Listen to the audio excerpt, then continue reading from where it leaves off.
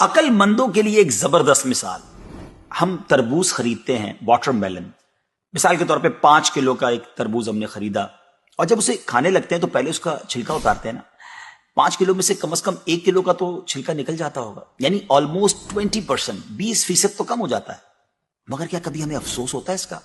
کہ ہم سوچتے ہیں کہ ہم نے تو تربوز چھلکے کے ساتھ خریدا، چلو آج چھلکے کے ساتھ ہی کھا لیتے ہیں. ایسا نہیں کرتے نا. اچھا، ہم چکن بھی تو خریدتے ہیں، زندہ ثابت، اسی کو تولتے ہیں، تلواتے ہیں، پیسے دیتے ہیں، مگر جب کھانے کی باری آتی ہے، پکانے کی باری آتی ہے، تو اس کے بال، اس کی خال، اس کی آلائشیں نکل جاتی ہیں، تو ویٹ تو کم ہو جاتا ہے. مگر کبھی اس پر دکھ ہوتا ہے؟ نہیں نا. تو پھر 40,000 میں سے 1,000 دینے پر، 1,00,000 میں سے صرف 2,500 دینے پر ہمیں کیوں بہت تکلیف ہوتی ہے؟ حالانکہ یہ صرف 2.5% تو بنتا ہے، یعنی 100 روپے میں سے صرف 2.5 روپے. یہ تربوز، کیلے، آم اور مالٹے کے چھلکے اور گٹلی سے تو بہت کم ہے نا.